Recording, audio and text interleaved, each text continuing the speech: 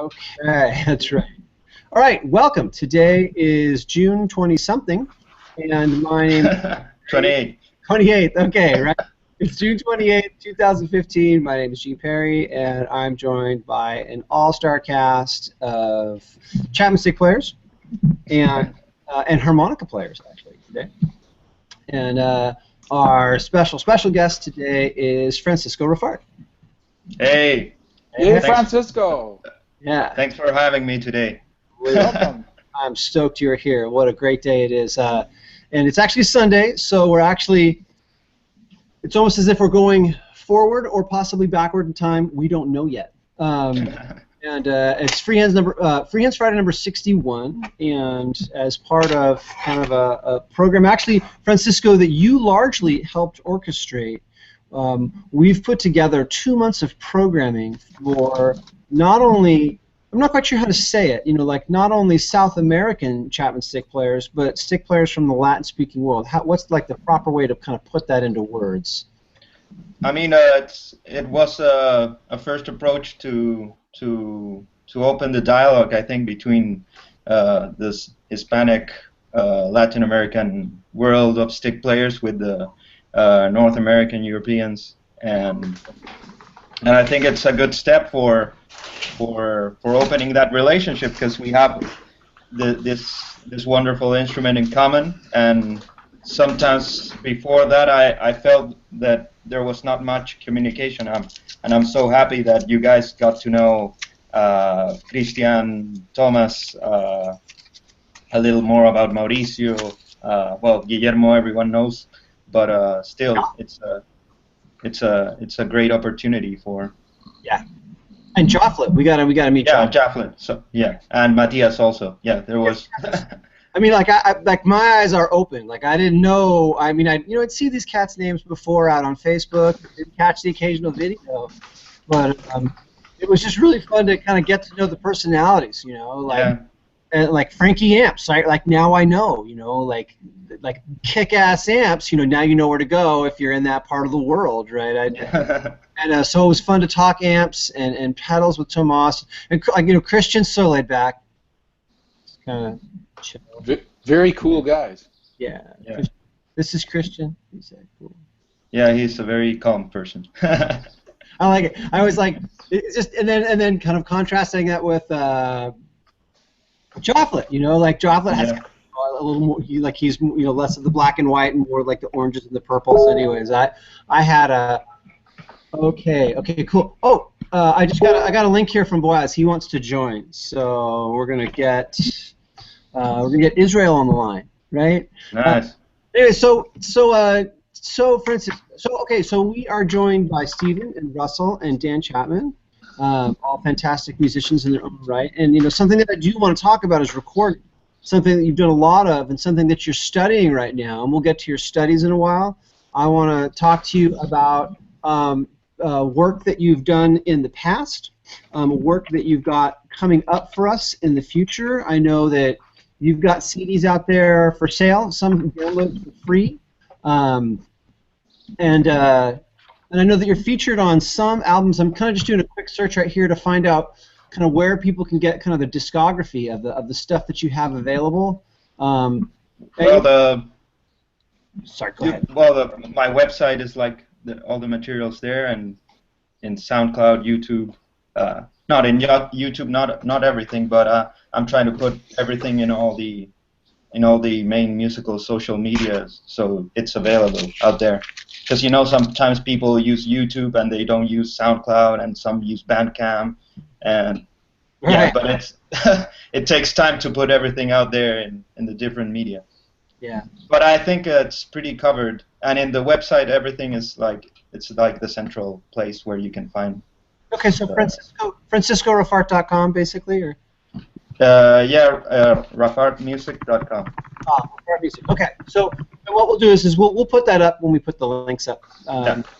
So let me start from the start here. Well, you can tell us about where you are right now, but tell us where you come from as well, and tell us kind of like what was your gateway into music, like why music? How did this all? Whose fault is this, right? How did this all get started?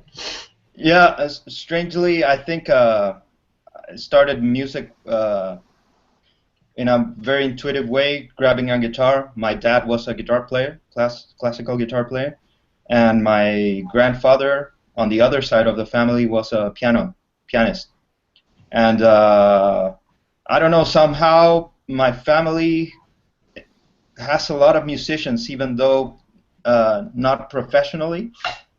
But for instance, now my cousin is a professional musician. He's in the electronic world, and he's very successful.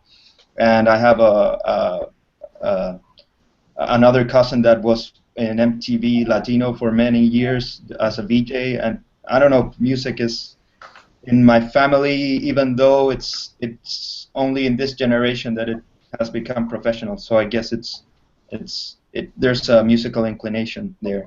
And I grabbed the guitar, and for many years I was an electric guitar player. And then I started getting interest in classical music at some point, and I kind of quit the guitar and I started playing the piano. And from there's where I met the stick. Back home, I saw a stick player perform, Silvio Paredes, and I was very impressed. And at a certain point, a couple of years after that, I started. I needed to make a decision on what to play because I couldn't be very good at playing both two instruments, you know. And I was like, oh, do I play the guitar or do I play the piano? And then I was like, oh, I remember the stick, and I was like, oh, that's like a mixture between both, you know. And so you have the direct contact with strings, and at the same time you can play with both your hands. So it was, there's where I started my plan to get the stick, and it took a while for the production to be ready, but after some time I had my stick and started playing. How many years ago was that? That was in late 2005. I got this stick. 2005. Okay, so it's been about 10 years. It's been about a decade. Years. And that is definitely apparent in the quality of the recordings that I've heard from you. And there's a number of them. So, and I'm going to mute you. Hello? Yep. So one of the recordings that I saw that I was most impressed by is not one of your most recent, although your most recent are quite impressive. In Union in particular, and again, to that.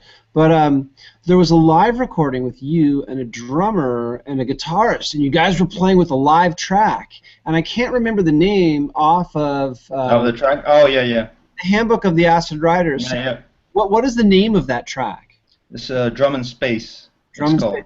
Okay, that was pretty impressive because I mean, you guys were playing with the live track. It was you and a guitarist, and you were holding down like okay, cool, Boaz.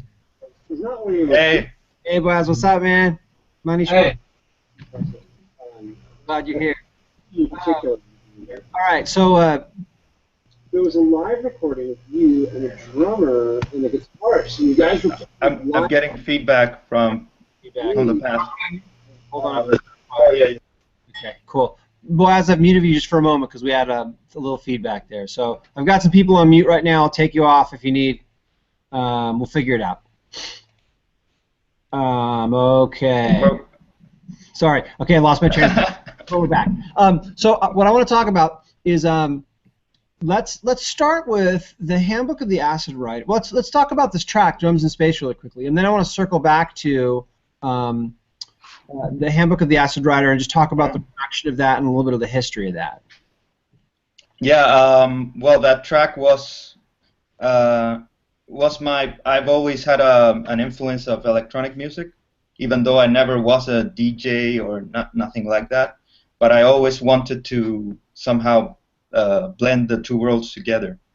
Not like mixing styles. I'm not really into that. It's just like blending the electronic world with the live band. And I think that track, actually, the Drum and Space title comes from drum and bass. That's an electronic music style that has a very fast BPM, So I took that and even so I applied the stick and it came this track with a lot of the drums was recorded uh, partially live drum and partially sampled hi-hats and sampled. It is like a fused drum kit, and all the synths and on top, all the textures was a way of mixing both worlds, you know. Right. At least a first attempt. Yeah, well, I liked it just because there were some parts that kind of swelled up, and it kind of the dynamics were really like fun to listen to. And I was wondering, like, how are these guys even doing that? And I didn't even realize that you were playing with a recorded track because your drummer was so spot on.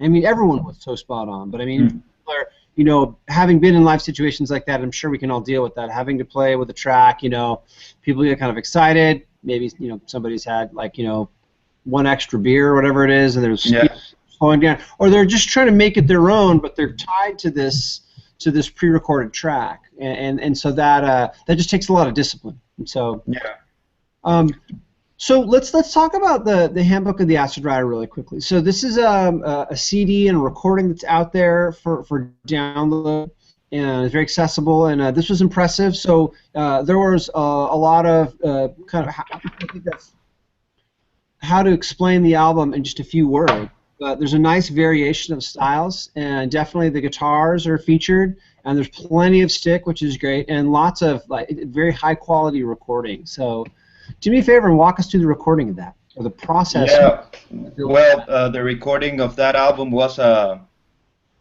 really for me like I felt at that moment I needed really to make something really professional, and I didn't have I never recorded a CD before. I only done amateur recordings, and I was like, okay, how do I do this? I don't have too much of a budget also, so I started making inquiries, going to producers to ask them what they thought, if they would like to be part of this, and I was gonna record it on a first instance on a big studio. And they told me, okay, if you want to do something really good, you must record in this big studio, and but for the budget you have, you'll only be able to record for 2 days all the instruments. And I was like, okay, that's like at the moment I was coming out of a tendonitis. I haven't been playing for almost 2 years, so I couldn't play 2 days on a row, you know. I'm not hearing. Is it okay? Yeah. Okay. Yeah.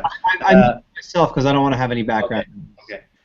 Well, and the thing is, I met another producer that he told me, okay, you don't need to go to this big studio. The only thing you need to record on a good studio with really good mics is the drums, because all the rest can be recorded, you know, in other places. So I changed to this producer that had a lot of experience but didn't have a big studio, and we rented a good studio for a day for recording drums, and that changed the whole quality of the recording, you know. And you found the right person. It sounds like so relative to the budget. What I found is what makes for a great project are great people. You got to have the right people, and just that spark, the person that can provide that direction and that experience. So who was this person? It's Rodrigo Morel. He's a producer from Chile, and actually I produced the last EP with him also. And he's, I mean, as he works alone, he could make it affordable for me, you know, because he has worked with big names back home, but I as a coincidence, I knew him since we were kids, so we met after many years after and became friends again. But yeah, he was the person who made it possible to make something good out of a really reduced budget. And well, the other thing that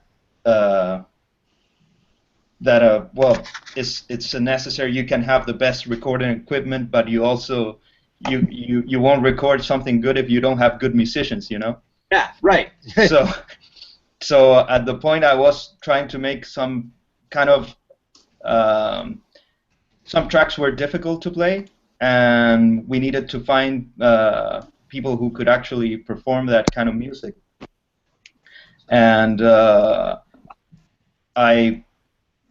the guitar player was actually a teacher of mine several years before, and I talked to him, and he remembered me, and he was very happy to play on the record. And the drummer was somebody who played in a band, in a Meshuggah style band, and he was really like technically skilled, so he was no problem for him to play the music. He actually recorded some of the tracks in one take. Wow. So he's quite a great drummer. Okay.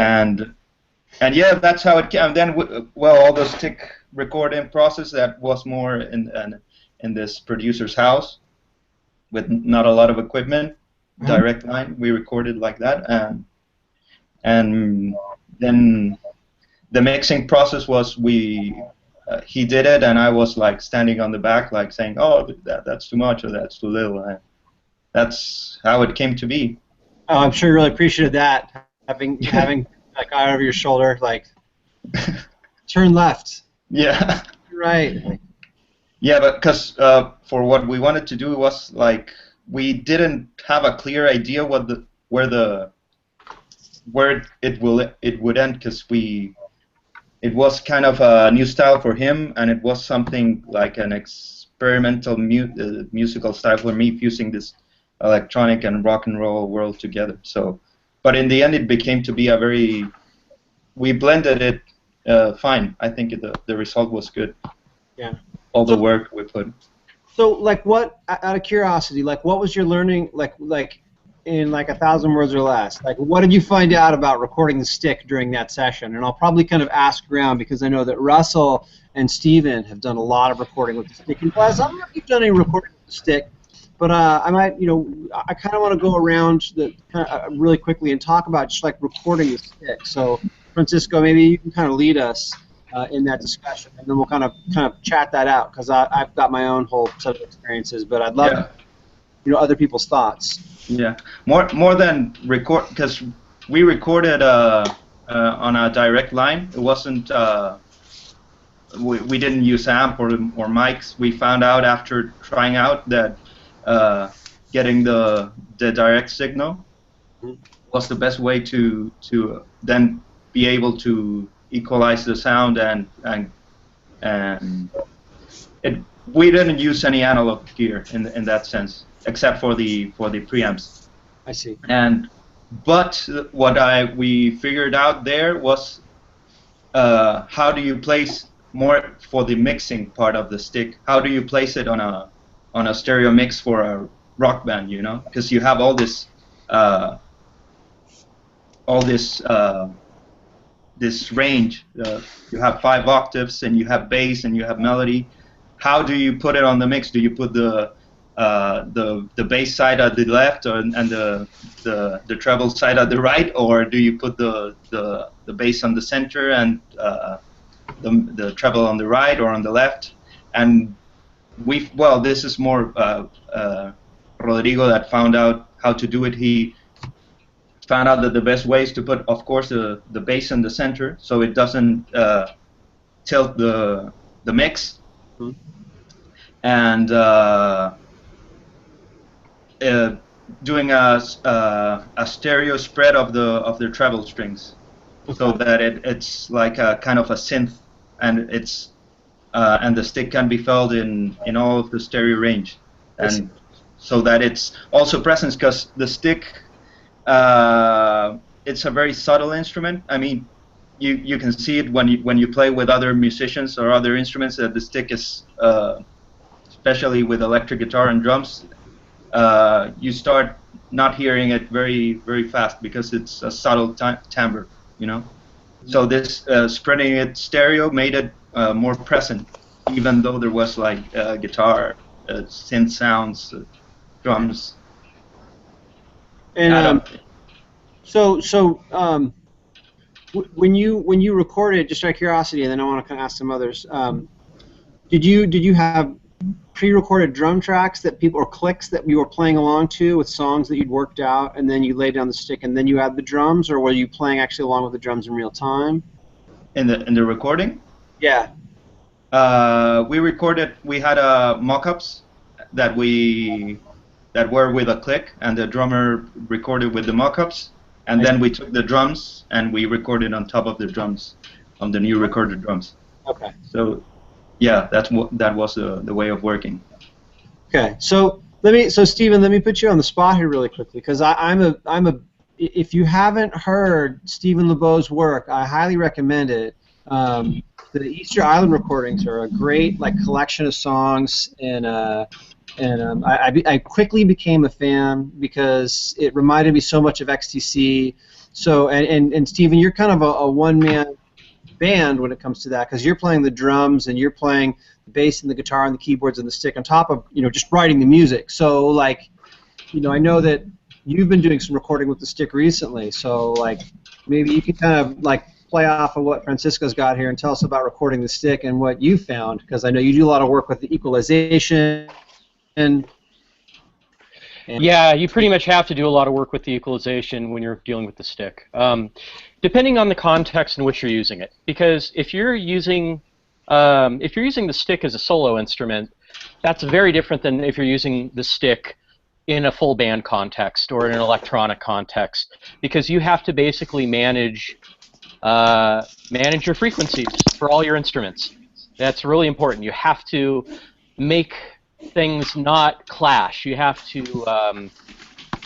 remove things that get in the way of other things and push other things up so that they cut through other things. And it's so there's a lot to that. The one thing that I would say I've been doing a lot recently is using the stick in more of a band context and more of a non-traditional context, in which I have a song that I'm working on right now that Gene's heard, but it's not ready for anyone else, and it's only available as a private link anyway, where I'm using the stick as a bass. And Gene likes to go, oh, the stick's not a bass, stick's not... Well, in my song, the stick is a bass. And not only is it a bass, it's a bass being played with a thumb pick.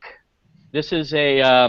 No! Yeah, this is, what is it, a Fred Kelly slick pick or something like that? I don't know. But in any case, because it's very hard to actually hold a pick and have the instrument, so what I do is I have it like this, and then I can pluck and I can fret with the other hand. And so, because the stick is such a broad frequency range instrument, the thing that was important for this particular song was I had to use a low-pass filter, a little bit of high-pass filtering on the bottom end, but not too much. I would do that with a bass anyway. And then I'm just looking right now to see what I've got. It's interesting because when I played the stick with a pick, it actually worked really well without too much. Because I wasn't dealing with the treble side, I didn't really have to deal with any of the things that Francisco was talking about. I think if I had to deal with that and having it fit with guitars, guitar and the melody side of a stick, they just create, for all intents and purposes, the same range. So you're trying to get two things to fit, and they want to live in the same place. Sorry, I don't mean to Oh no, we love this. Okay. Go off soapbox. No. I think the thing about mixing and recording in general is to make a lot of mistakes, because get the mistakes out of the way. You're not going to ever stop making them, but just do everything you can to try different things, and over time you learn stuff. But yeah, that's the thing, is that my experiments using the stick as a bass instrument has really made me want to get an S now. Well, that's a nice thing. So what we'll do is let's hand it off to Russell here, because I know that Russell's been doing some recording, and his most recent one adds some great orchestration in it. So let's talk about the NS for a little bit, recording with the NS. Yeah, actually, my approach with the NS is very similar to the stick, and basically, I have no idea what I'm doing. So, so let me point out two things that I do that hopefully make it better. One I try to do is, after I think I have things kind of okay, I listen to other things that are kind of like that. And I also listen to other music and think, if these things were played one after another, would mine stick out as like, oh my God, this is horrible, or would it kind of fit in? And I'm not just talking levels, I'm just talking in general. So that's one thing that I do that hopefully has helped. And then the other thing, which is real obvious but important, is I try to then listen to what I think is the final on a couple of different speakers and headphones and things that I'm familiar with, because I don't have anything that's necessarily that good. So by kind of balancing them out, I can be like, whoa, that bass really, you know, comes through on the bigger speakers or whatever. So I guess what I'm saying is that since I don't know what I'm doing, the best I can do is try to make comparisons and see how close I'm getting to something acceptable. The thing is, you're actually doing it exactly the way you should do it, whether you know what you're doing or not. And the fact is, every song's going to be different. Every time you record a song, that's why I don't believe in presets for anything. I always start from a blank slate, because you don't want to get locked into a certain way of thinking with a mix. The other thing that helps is to make sure you always mix. You test at different volume levels, but always mix it like lower than is comfortable, because it's kind of like zooming out and you get to see the full picture. If you actually start to listen to stuff at a fairly reasonable volume, you know, your ears have their own built-in limiting equipment, and you don't want to engage that. You want to actually make sure that you're not coloring the sound, and your own body colors the sound if you're listening above a certain threshold. Being on different equipment, on different speaker systems, drive around in the car, listen on, you know, crappy little earbuds, everything in between, get other people to listen as well. And then being, that was the other thing you mentioned, which is, you know, find something where it's a great sounding mix, and then basically imitate it. I mean, you just like listen to your thing and then their thing, and it's like, well, what's different? Why is this awesome? Why is what I'm doing suck so hard? You know? And then you try to get the two to come together, you know? So you're doing exactly what you're supposed to be doing. I mean, I interned at a recording studio, and, you know, it's really no different. Everyone's all doing the same thing. Every new song, you don't know what you're doing. And perhaps as stick players, we all have that kind of feeling. So let me ask you, Francisco. I'm seeing some of the reviews that are just glowing for the Dark Night of the Soul, which is your latest collection of music. So this is what is it? I want to see if I can find the review that I thought was the most flattering for what, well, it'll come around again, but maybe you can talk about RAFART is achieving a new level of success in making the stick an integral part of a band. So that to me speaks volumes, because so many people are, at least people that I've played with, are either intimidated or confused by the stick, but you do it so seamlessly. So let's kind of transition. I mean, you can tell us a little about recording the new album, or the new kind of release, because I see right now it's a SoundCloud release. So maybe kind of talk us through that, through the new recording and kind of things that you've learned along the way and people that you're playing with.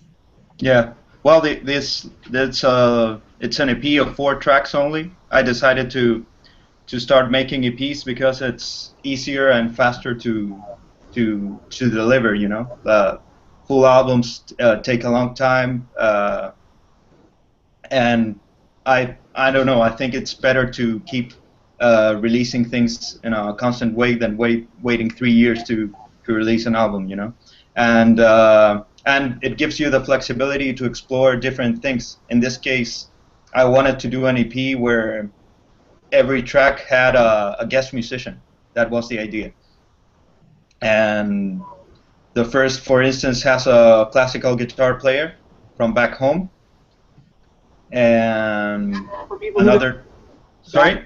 Back home for people who don't know you. It's Chile, Chile in South America. So I got Pat Nuno, who's a classical guitar player who made his.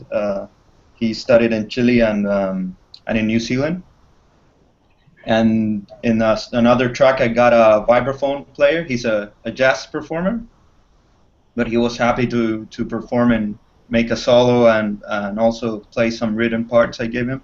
So it became a cool track. And the other guest musician was like quite an honor for me because it's Benjamin Lechuga, who's it's a electric guitar virtuoso. That he's like a really big name back home. He won a couple of years ago Steve Vai scholarship. Oh wow! That means Steve Vai personally paid for his studies in London. So he's quite a big name, and he did a monstrous solo that made the track so much better than what I presented him. So yeah, the idea was to make some collaboration, inviting people. And then there's the fourth track that features the stick. It's a solo stick piece. And was that Union? Yeah. So, I confess, Union. All the other tracks are bitchin', cool, and I feel they're kind of these landmarks for the stick as the stick starts to kind of make its way more into the mainstream, but also into that kind of whole EDM kind of school of music.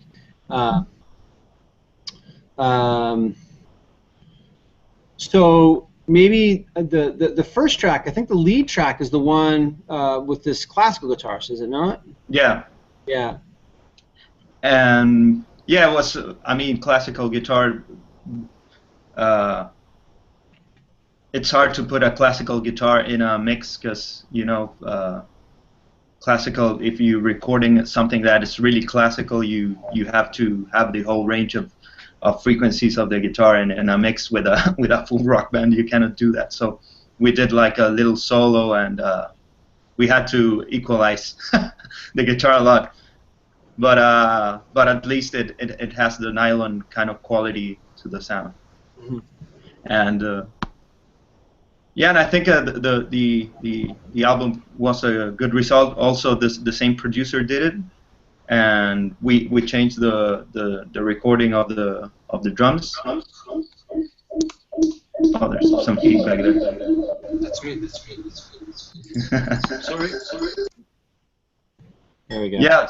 So yeah, that was it took a long time, but the interesting part of the EP is that you were talking that if I released it only on SoundCloud, my idea was to release it also, and it's actually ready. I did a mobile app for iPhone with the full EP, and it's already available, but it needs some corrections that I'll do in a couple of months. And the idea is I'm taking every instrument and I'm isolating it, and the user of the app can make his own mix of the track in the app. Oh, okay. So there's a great app out there that you can do that with some of the Peter Gabriel albums. So you can actually isolate the Chapman stick. And have you seen this before? No, I haven't seen that one. But yeah, it's becoming more common for people to publish music in different, because a CD is it's becoming very expensive. Not a lot of people are listening to CDs. Some people even don't have CD players. So it's becoming more kind of a luxury to put out a CD on a real CD. So I figured making this app was a better way to. Russell just made a comment. I'm sorry, Francisco. Russell just made a comment that cracked me up. He's like, now we don't have to learn how to mix, right? So it's like all the stuff that Steven was talking about. It's like, we suck anyways, right? Just let them mix it. Here, you do it. You do it. You want more stick, right? You want less stick? Yeah. Bone, like, you mix it. Yeah, well, that's the idea, because so we don't work, we lower the costs and are able to put more records out there. That's another good point, Francisco, and I hope you don't mind me asking. I mean, I know I definitely want to stay abreast of all the things that you're working on, but I also want to talk about things that that we see out there on the forums and things like that, and just kind of get your opinion on it. And everyone's opinion, everyone's more than welcome to chime in on that. And just like basically the death of the CD format. So I had these kind of romantic notions of putting out a CD myself, but so somebody that I collaborated with was this girl Gina Ferrara, and she's like, like Russell, like you said, like she didn't even have a CD player. She had like 2 Macs. She used this thing called a Trap Cat, which is this full like MIDI drum, and she had like this whole MIDI xylophone and this whole setup from I can't remember the name of the company that makes the Trap Cat, but it was kind of frustrating because I'd mix stuff down and I'd put it on a DVD or a CD, for her to listen to, and she's like, I can't. Sorry. Yeah, it happened to me like some months ago. I had given some person, a producer, a CD, and they went like, and he received it like, I think for being nice. And after some time, I told him, hey, have you had a chance to listen to this CD? And he said like, no, I don't have a CD player. Like, what do you like? Get a CD player, it's like get like a cassette player, right? Like, format's not dead, but really it is. And so as we are moving into kind of a performance-based medium, as we're moving away from making money through copyrights and through royalties per se, unless you're like Christina Aguilera or one of the guys, Maroon 5 or something like that, the whole musical middle class has basically dissolved over the past decade or even decade and a half, when people basically decided like, hey, I don't really have to pay for music if I don't want.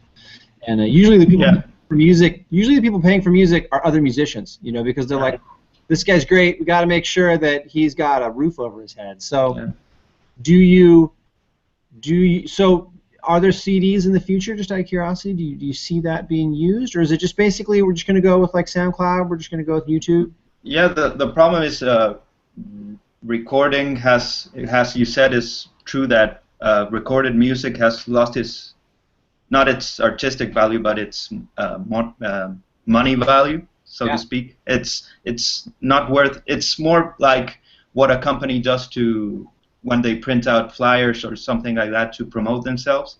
Like I think recordings has become some kind of promoting item more than the end in itself. And no, really, I don't know anyone who's making money out of recordings.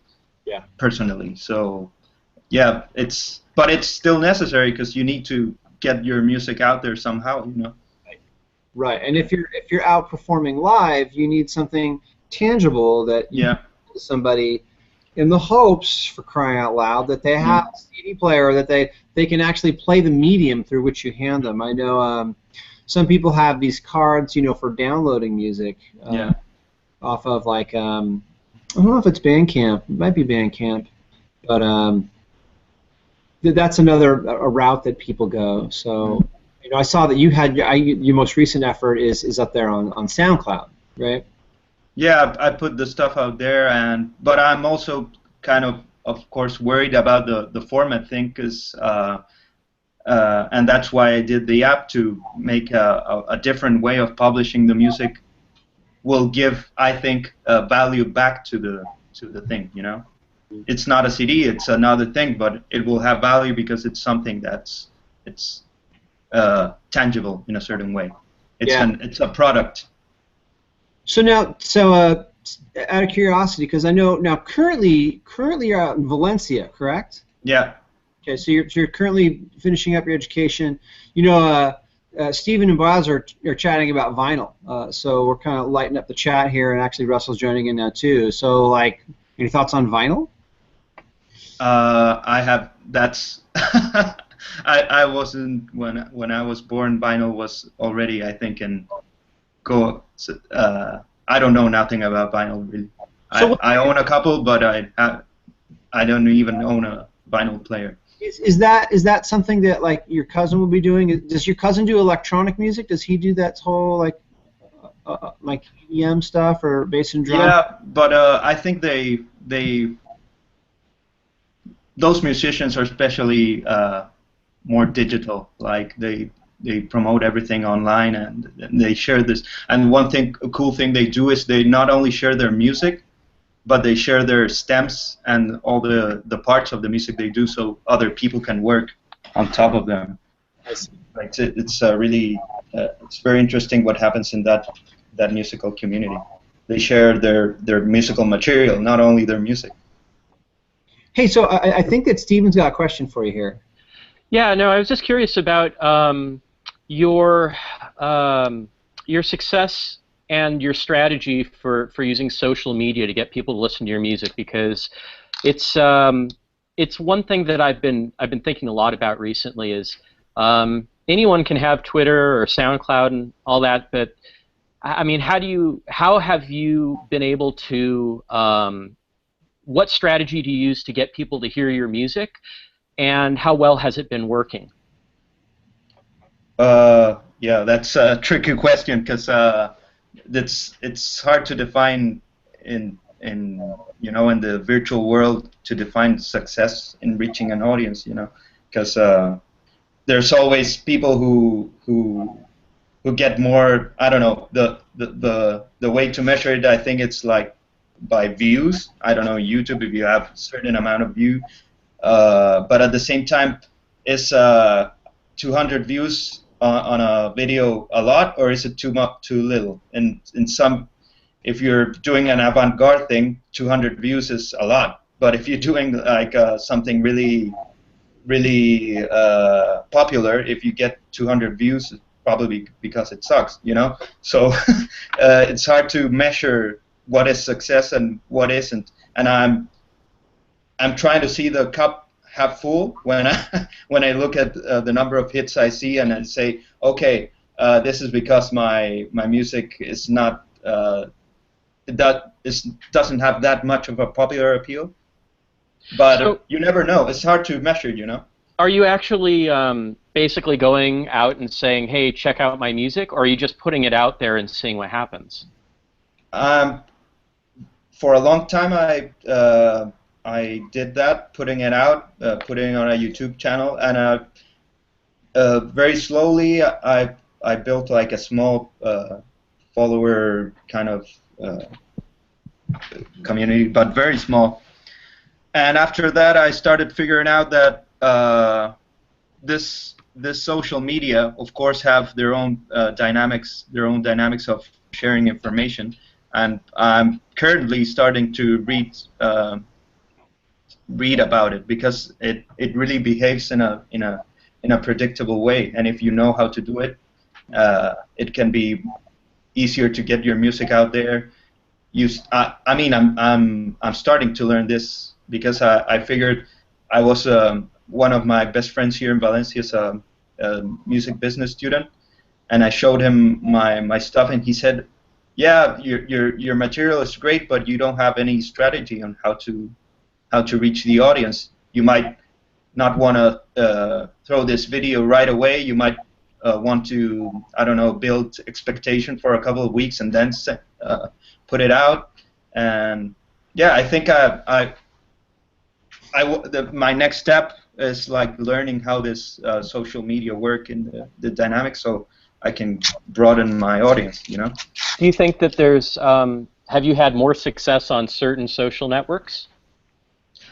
I mean, I think YouTube, it's well, and that's not because YouTube is better or because my videos are great, because they aren't, but the thing is, video is the language of people today. I mean, rarely people go and listen to a music track on their own. I think it's something very for a limited type of audience. Most people watch videos, and I think I don't know if it's true, but I think YouTube is like the #1 virtual music venue where people go to listen to music. They don't go to SoundCloud or to whatever. They go to YouTube. So yeah, because we are in a video society. Yeah, well, so much of what we learn, our experience is a visual experience, and it used to be once upon a time we'd actually sit down. Well, I did. You wouldn't know, Francisco, because like you weren't around yet, but once upon a time, you get the record the week it came out, and sometimes you couldn't get it, and oftentimes you could though. And like I remember riding my bike to go get a record and having it underneath my arm, and like almost crashing on my bike because I had this frickin' thing I was protecting, And it's the day that Victorialand came out, which was a new Cocteau Twins record, and I remember, watching the needle on the vinyl, and listening to it, and just clearing out 2 hours to just sit down and they didn't really have lyric sheets per se or even words, but it's true. The kind of the attention span of what what this new generation, millennials, what have you, it's really not that long, right? You've got the first 30 seconds. If you look at the videos, you look at the metrics. People watch like 30 seconds of a video and they decide that's cool, that's not cool. Yeah, and YouTube has a very like advanced statistics of the video you have, and it's really impressive the short amount, the short span of attention, and you can even see during the video they show like points where people start dropping or start or keep watching the video, and you can see that if you want to make like a successful video, you have to do like it must be really well thought and story-wise, because of else people stop watching. Yeah, absolutely. It has to, and there's something to be said for quality, a high-quality video. And let's face it, a guy standing there playing stick, really not that sexy. Like there's other things that are out there that are just more appealing, and so like the crowd, it seems, the prog crowd, and certainly the reviews that I see of your music, it's very popular with the prog crowd, and it's not just because it's a stick, it's the style of the music, which is like high energy, at least the stuff that I've listened to extensively on the Handbook of the Acid Writers. Now I've listened to the 4 tracks that you've just recently put out, but not with the same attention.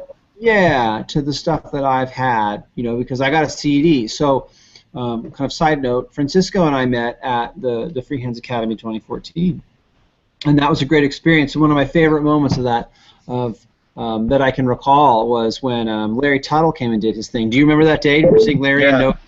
Yeah. That was pretty amazing. Like Larry Tuttle and Novi Novak came and played a set for us, and Larry did a talk for about half hour, 45 minutes. And he was really nervous at first, and I remember him telling me, he's like, man, I haven't practiced that much. Am I gonna have to get up there in front of a chalkboard and talk? No, man. I'm like, no, no, bro, nothing like that. Just plug in and relax and talk to us about your experience. And that kind of became apparent after a while. He started to kind of relax, and then of course Novi got up there, and then he was very relaxed, and it's very fluid. And their music, they have this great interplay. But boy, I remember afterwards sitting around with, who was it? Bob and him, and maybe there were a couple others.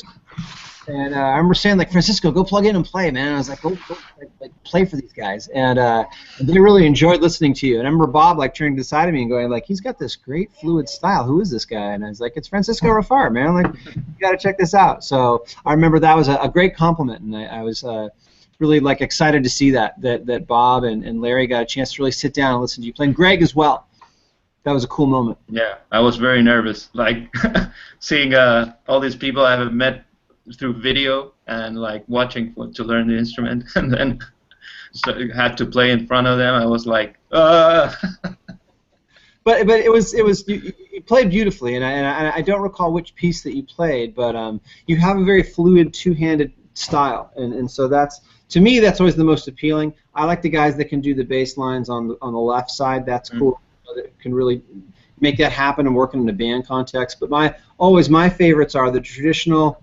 I think it called it like just like two-knuckled or bare-knuckled, something like that. Just bare-knuckled playing, which is just basically left hand on the bass side, right hand on the melody side, playing chords, playing melodies, soloing over these kind of rotor parts, and it was a fun moment. I remember I was like, this is what's so great about you know, being at these kinds of events is that you get to make contact with people like that. So maybe you can talk to me a little bit about kind of the experience out there in Valencia. I mean, like, you are the stick player at Berkeley right now, correct? I mean, like, there's like one stick player right now at Berkeley, and you're the guy, right? Yeah, they say there's a guy who says, "Hey, here's the best stick player from Valencia," because I'm the only one. But yeah, I mean, it was a great opportunity to show the instrument to all these people who are great musicians. And actually, I did some lessons to quite a few of them who were very interested in. I wouldn't be surprised if out of that crew came a new stick player. But yeah, it was a great experience to share, to make music and put the stick in share with other musicians. I worked with a guy from Greece in a track who plays the yarbuka. I also joined a band here and trying to fit the stick in a more traditional setup, you know. And it was a great experience. So do you find, like, the expectation when you're playing the stick, are people like, it doesn't sound like a bass? Why doesn't it sound like a bass? Isn't it a bass? Do you find that that's kind of a common kind of misnomer or misunderstanding with other instrumentalists? For people who haven't seen it, they go like, "What is that?" And at the beginning, people get confused because it's you know, having the strings all turned around. It's very, people go like, "Oh my God, that's like too much." But after explaining them, they start, "Oh, it actually makes sense." Yeah. But as a first approach, it's like all these 10 strings, and you know, when you play the guitar, you more or less see a correlation between the sound and what the hands do. And as there are so many notes, you sometimes don't see where the sound is coming from. So You're frustrated. They don't know which hand. Yeah. Which hand do I watch? Like, I don't know what you're doing, and you're like, yeah, that's the thing, and it becomes like some extra. It's like an extraterrestrial instrument at the beginning, but if you explain to them and they go like, oh, okay, I now get it, and now what it does. Yeah.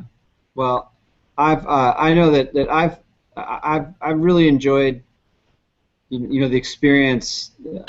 You know, when people see it for the first time, and you know, Boaz, we haven't heard from you too much today. You know, when you're now, where are you exactly? Where exactly are you located? You're on mute right now. Now? Yeah. Just I'm at my mother's home. Okay. And you're in Israel, correct? Yeah, Israel. Not in Tel Aviv right now. About half an hour from Tel Aviv. So what do people say when they see you playing stick for the first time? What is the reaction, like other instrumentalists or other musicians? Well, usually they don't see me because I'm playing mostly at home. Oh, okay. But when they hear about it, they always tell me they never saw an instrument like this. Most of it, well, you probably have heard it all. Is it from India? Oh, Yeah. It's needs amplification, the usual stuff. Did you make it yourself? Yeah. There's an Israeli player here which I've met him only about two or three times. He made a stick by himself at first, and afterwards he ordered. It sounds amazing, what he made himself. Yeah. It's got to be a lot of work to actually make the instrument yourself. But I'm always going to see. He made about two or three sticks. They all sound amazing. Yeah. I can't even imagine, like, making the instrument. It's hard enough just playing it and keeping it in tune. So I had some guitarists I was playing out. We had an arts festival here in town, and the guitarists look at it and they're saying, like, can you put the big string on the top? And you have to explain to them. You're like, no, it doesn't work that way. Like, that's like, it's a new way of playing. You want that big string in the middle. And guitarists and bassists too kind of get hung up on that. They're like, that'll never work. I always start by telling people how genius is all the tuning stuff in the stick. Not, not need to learn guitar chords. Nothing. The minor chords, you have all the minor chords. It takes in 5 minutes all the minor and major chords. Right. Right. Don't make it more complicated than it is. It's like major, minor, like flat, sharp. It's Easy problematic system of piano and guitar. I mean, why the piano has only half tone between S, E and F. I mean, just blanked out all this problematic stuff I have. I mean, for a piano player, I mean, that's how we learn to play piano, but probably make really good sense of all this tuning. Yeah. Yeah, man. Well, I've found that using your ears, and maybe Francisco, and actually we should probably start gearing up to wrap up. We're coming up on our time, but I suppose, Dan, you've been quiet this whole time here. I want to make sure that you get a chance to add, because you were there at Freehands Academy 2014. You saw Francisco play, and I remember you looking to me and being like, hey, this is cool. And I'd love to Oh, definitely. you had some questions for Francisco, and I know you expressed some interest in being part of the session. Yeah, I wanted to ask you, Francisco, what your transition was like going from Chile to Valencia, cultural transition, and going into a new school like Berkeley. Well, there are two parts of it. Coming to Spain wasn't a lot different from what it is back home. I was actually quite impressed that when I was walking down the street, this looks like it feels like home, and it looks like home. I guess it's a cultural heritage, you know. Mm-hmm. But at the same time, the Berkeley campus, it's a melting pot of, I mean, half the school's population is from the United States, and the other half is from the rest of the world, and it was quite a very stimulant, music-wise and cultural-wise, to know all these people who are doing great music everywhere, and everyone at a very high level in their own way, because there's a lot of variety. It's not like everyone plays jazz or everyone plays this or that. It's really, all the musicians are quite unique. So it has been still today. Now that I'm 2 weeks from finishing, I'm still doing new stuff. You know, there's so many musicians to work with. How long have you been there? Almost a year now. And are you planning on staying, or what will you do after your graduation? I'm trying to. Well, one of the things I learned here, and I did my thesis also, is making some hardware. And I actually have been working in hardware for the stick. And I'll put out a video explaining what I did for my thesis. I basically hacked the stick. Wow. And yeah, it's quite fun. I'll put the video in a couple of days out. I need to finish it. And cool. Well, I'm looking forward to go to learn a little more of music hardware, and I'm evaluating the possibility of going to the U.S. for a few months, but it's not sure at the moment. So will you leave Spain afterwards? Or? Yeah, I'm definitely leaving Spain. I'll go either to the U.S. or back home. Wow. Great. Well, come on to Los Angeles. Yeah. I'll visit for sure if I'm there. It's not the most beautiful city, but it's a good place for working. Yeah, definitely. And yeah, well, most of the music technology industry is either on the States or in Europe, so it's either there or it's either on the States or back here in Europe, in Germany or France or England. Mm-hmm. Francisco, have you had a chance to talk to Rob Martino?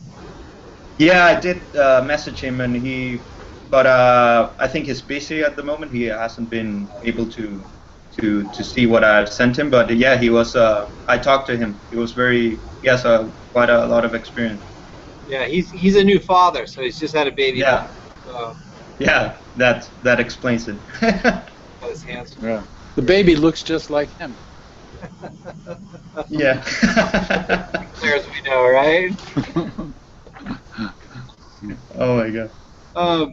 Well, you know, Boaz and Russell, I want to make sure if you guys have any questions, Francisco, Yeah, I do. cover those. Go right ahead. Okay, yeah, Francisco. Sometimes when people learn fretted instruments, bass, guitar, and stick, they don't really learn the notes. They think about shapes and positions and this and that. On the other hand, usually when people learn piano, they learn the names of the notes, relating it to reading music. Yeah. If that was your approach to piano, how much of that did you apply to stick, or what is your application of the stick as far as notes versus patterns versus reading, notation, and that kind of stuff?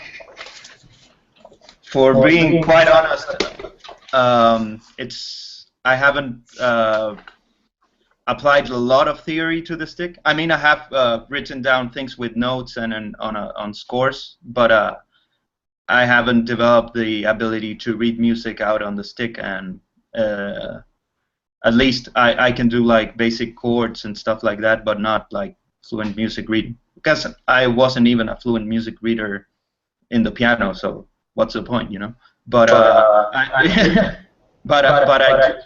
I do apply music theory, you know, for figuring out chords, to write melodies, and even to write the music down, because sometimes you need just to write it down. And I've written down some stick music. So I'm kind of a half theoretical, half shape and muscle memory kind of player. Well, that's cool, because whatever you're doing is working. So cool. Yeah, the thing that to that subject of like music notation for the stick, it's so new that the instrument, even though it's 40 years is not a lot, you know, and developing for the community to develop writing and reading skills in the instrument would require like a good amount of written music for the stick, and I think we're still trying to figure out how to play it, and then maybe we can figure out how to write it. Right, but I'll agree on tuning, for crying out loud, right? Like everyone's got a tuning, pick up a different setup, and that's part of I think the way Emmett had intended it. It was kind of like, make it your own. I made it my own. You go ahead. And, yeah, it's a more free format, you know. You know Right, who's work with notation? I mean, Greg, but Claire Steger, who actually Berkeley out back east. And Claire was out 2013 and 2014. You remember Claire, right? I didn't get. There was a lot of feedback. I didn't understand that. So Claire Steger. Claire Steger Yeah. done a lot of work more recently with the notation and putting out kind of some documentation on how to use it. And so that I mean, I read that like, you know, as soon as it comes out, you know, I'm always excited to see what she's got. And so you're in a number of actually kind of people that play the instrument. Tom Griesgraber, Tyler Kent, who's also at FHA 2014, who's going to Berkeley back east here in the States. And I know there's Dean Pascarella was also a Berkeley guy. Yeah. Company. Yeah, it's starting to build up. Yeah. Yeah, but I think that I mean, this music schools kind of give something, but I don't see the stick as at least for many years to be an instrument taught in schools, you know, because it's such a free, open thing that how could you teach something that it's meant to be self-exploratory? I don't know if you understand what I mean. I know exactly what you mean. I mean, think about it. You're the best stick player in Valencia, right? Yeah. Exactly what I'm talking about.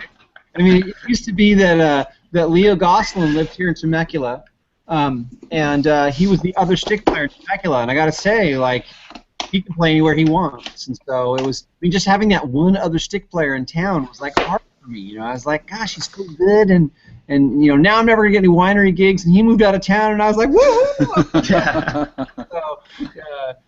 you know, putting classes together for something like this. This is why Freehands Friday is just so much fun for me, because you know, I get to talk a little bit more in depth with you and get other people's kind of perspective, Stephen and Russell and Dan and us, and just kind of hear what you're doing. So I suppose if it's okay, I'd like to kind of close with the question that I always like to close with, unless you guys have anything else to add, which is, you know, after having played the instrument for 10 years, for people who are new to the instrument, who are kind of on the fence about the instrument, what advice do you have for new players, for a new stick player who's just like, who's got $2,000, who's ready to throw down, he's bidding on stuff on eBay? It's like, what do you say to them?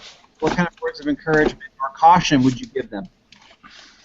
I would say no half measures. You know, if you go into the stick, just dedicate yourself to it, because it's an instrument with really wide possibilities, but at the same time, you need to put a lot of work into it, because even though it's not as complex as it looks, it is still very complex, and it has so many possibilities that I would recommend playing the stick as your main instrument more than as a complement for your other traditional instrument, because I think it's easier to get a lot out of it if you dedicate and put your mind especially to the instrument. I see. So really hunkering down and focusing on it is a big first step for people that have, because usually, I mean, if you want to try it, it's okay to play another thing, but if you really want to like to play it really well, or you attempt to play it really well, it's you have to focus, because it's a monster, you know, in the good sense. It takes a big commitment. I concur. So that's good advice. And ideally, you know, someone that's close by in the neighborhood that can, you know, show you how to play it. And I think it's great that you're out in Valencia, because you can show all these cats out there at music schools like, hey, this is real. I'm recording. You know, I'm doing work. You know, I've got a repertoire of music that's written just for the stick, and so it's good to see. It's good to see. So in closing, Francisco, I'd like to personally thank you for putting together this program and being such an instrumental part of introducing us to so many players, to players in Mexico City, and to players in Chile, to players in Spain, and just players that we up here in the States or North America may not have otherwise had the opportunity to meet or to get to hear. And so for me, it's just been a fantastic experience. So for 2 months of solid kick-ass Freehands Friday content, I want to thank you very, very much for doing that. So, I mean, thank you for letting me help you in this activity that's so important at this point, you know. And yeah, my pleasure. Whenever you want, I can do it again. Well, probably what we'll do is we'll have 2 months out of the year where we do this. We had a great experience with Canadian players as well. So maybe as we start to kind of circle around through the years of this, we'll have a couple of months where we focus on, you know, specific parts of the world. So yeah. I just want to thank you guys, everyone. And I got to check out right now, but I want you guys to have a great Sunday and Freehands Friday. So Francisco, we'll be looking for more good stuff, and we'll be posting this next Friday, just as soon as okay. Cool. Thanks a lot, Gene. Thanks, guys. Happy Freehands Friday. Bye.